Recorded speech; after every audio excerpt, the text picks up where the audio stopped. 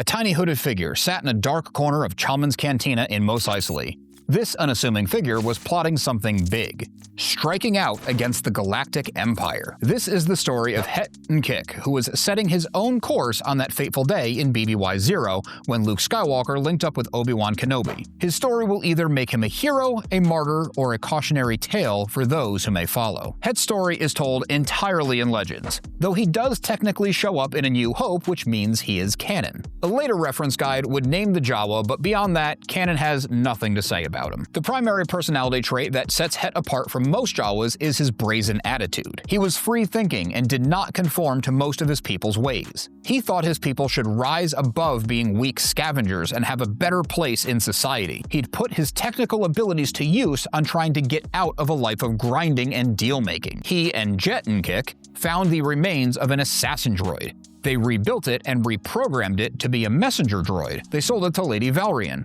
a crime boss local to Mos Eisley. Other Jawas he knew would never go to those lengths. This bolstered his confidence greatly. Another incident sees Het scavenging a wrecked speeder. A small band of Tusken Raiders came up on him. Most Jawas, maybe all of them except for Het, would run off at this clear threat. Het thought quickly. He waited until they were close enough and hotwired the speeder's security system to blare its alarm and scare them off. These incidents, and others like it, gave him the courage to try to talk to the rest of the Jawas. At an annual meetup, Het tried to rally his people to be braver, to stand up to threats like Tusken Raiders and the local Imperials. He was essentially laughed out of the meeting. Going to find his friend Jet's sandcrawler, he realized that it, along with the entire clan belonging to it, was missing. He managed to talk the driver of his own sandcrawler into tracing the path normally taken by Jets. They found the sandcrawler destroyed, with the clan massacred. The scene of the killing was made to look like Tuskens were the culprits.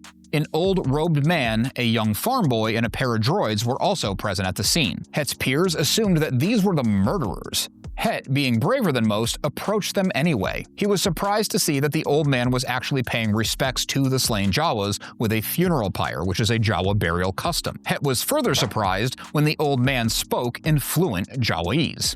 He informed Het that the Imperial stormtroopers were the guilty party. As Het left the old man to tell his own people what actually went down, the old man gave him some wisdom in his parting words. If you're getting value or entertainment out of any of my transmissions, it would mean a lot if you would join the Remnant and subscribe. He told Het that the Jawas would be strong if pushed to their breaking point. This doesn't seem like the most encouraging thing to say after a massacre, but with his personal trajectory, words like that hit the mark, and he knew that this was part of his people being forged in the fire into something stronger. He decided to take matters into his own hands. He sold any personal possessions that he had and bought transport to Mos Eisley, the location of the stormtroopers' garrison.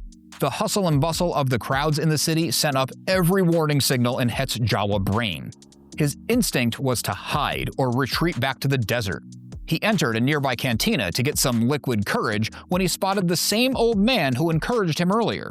He took this as a sign that he was doing the right thing. The stories conflict a little bit, both of them taken from the same source. In this version, the Remnant offers to inspect the old blaster pistol that Het was going to use for his personal mission and swipes the power pack.